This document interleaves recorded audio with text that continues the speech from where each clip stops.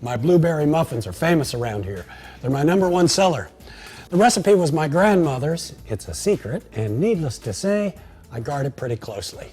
My business depends on it. Another thing I guard closely is the credit card information of my customers. PCI DSS stands for Payment Card Industry Data Security Standard. It's a standard that helps business owners like us prevent credit card fraud, hacking, and other security threats. As business owners who accept credit cards, we have to be PCI DSS compliant.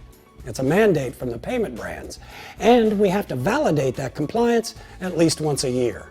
Businesses that don't and that maintain a relationship with one or more of these card brands risk losing their ability to process credit cards. And there could be substantial fines and an audit. Even for small to mid-sized businesses, fines can be pretty significant. Here's an example. A restaurant recently compromised information on 20,000 Visa cards. This led to $800,000 worth of fraud. So, Visa fined the restaurant the $800,000 to recover the losses. That's a lot of bread. The restaurant had to pay the investigation fees too, and those typically start at $10,000. So non-compliance can be pretty expensive, and it's more than fines and fees. Think about the loss of business reputation and revenue.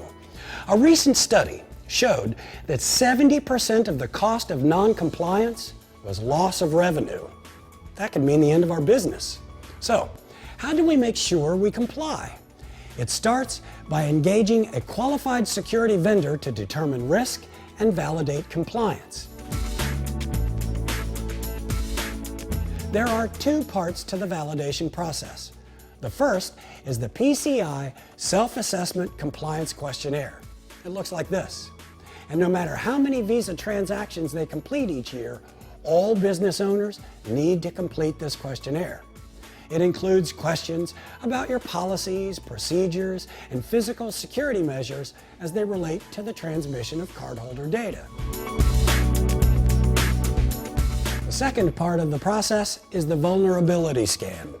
If you process more than 1 million Visa transactions per year, or if you process more than 20,000 e-commerce Visa transactions per year, you'll also need to complete a quarterly vulnerability scan. It checks your network to see if there are any weaknesses or gaps that could allow an unauthorized user to break into your network and steal cardholder data. Scans, by the way, must be performed every quarter by an approved scanning vendor. Some businesses processing fewer than 20,000 Visa transactions per year also need the scan, but this could vary. So, how long does this whole process take? It varies, depending on the complexity of the network and whether or not there are non-compliance issues to be resolved.